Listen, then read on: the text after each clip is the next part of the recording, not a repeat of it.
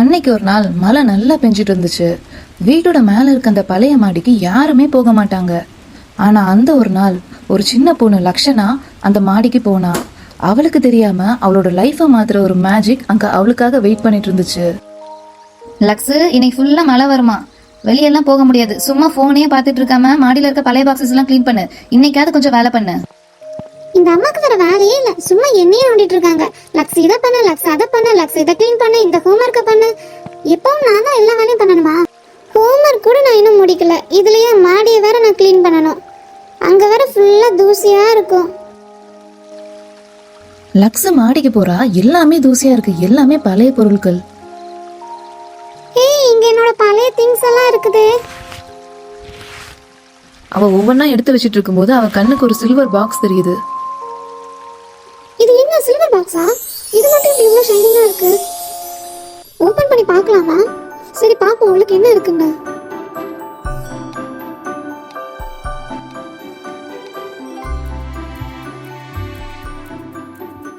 Paint பிரஷா?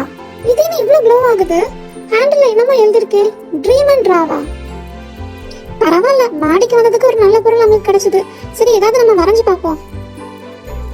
Lux அந்த painting brush வச்சு அழகான ஒரு படம் வரைகிறா.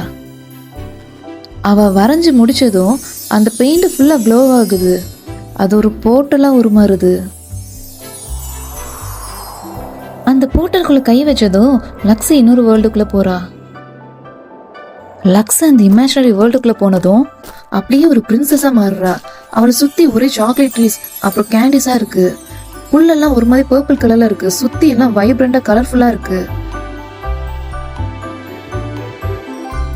அப்போ திடீர்னு ஒரு சவுண்ட் கேக்குது, என்ன காப்பாத்துங்க காப்பாத்துங்கன்னு.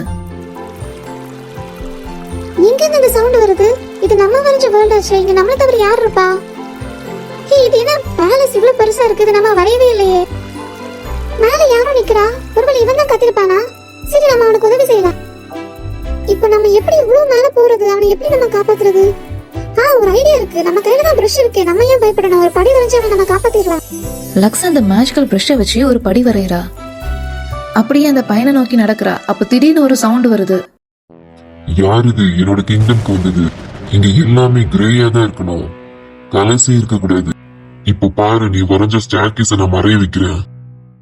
லக்ஸ் வரைஞ்ச அந்த ஸ்டார் கேஸ் பிளாக் மாஸ்டரோட இங்க் பட்டு அப்படியே மறைஞ்சு போகுது. நான் வரைஞ்ச இந்த ஸ்டேர்கேஸ் இந்த மாஸ்டர் அழிக்கிறதா? நோ வே. இப்போ நான் இந்த மாஸ்டர் என்ன பண்றேன்னு பாரு. என் ஷீல்ட ஸ்வார்டும் வச்சு இப்போ நான் அதை அழிக்கிறேன். இந்த மாஸ்டருக்கு பிரைட்னஸ் தானே பிடிக்காது. இப்போ பாரு, நான் எப்படி பிரைட்னஸ் வச்சு இதை அழிக்கிறேன்னு. லக்ஸ் ஒரு பெரிய சூரியனும் ரெயின்போவும் வரைகிறா. அதுல இருந்து வந்த அந்த கலர்னால அந்த மான்ஸ்டர் அப்படியே குட்டி ஆகிறது.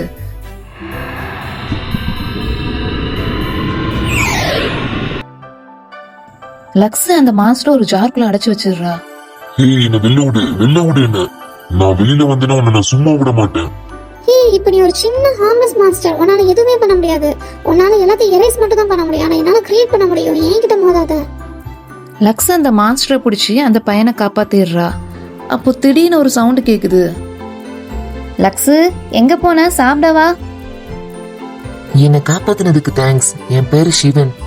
உங்க வீட்டுல உன்னை கூப்பிடுறாங்களே, இப்ப நீ எப்படி போவ?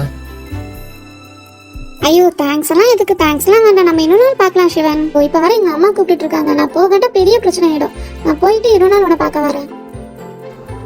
அந்த வேர்ல்ட்ல திடீர்னு ஒரு போர்ட்டல் ஃபார்ம் ஆகுது. லக்ஸ் சிவனுக்கு பாய் சொல்லிட்டு ரியல் வேர்ல்டுக்கு வரா. அந்த போர்ட்டல் அப்படியே மறைஞ்சு போகுது. ஆனா அந்த பெயிண்டிங்ல அந்த க்ளோ அப்படியே இருக்குது.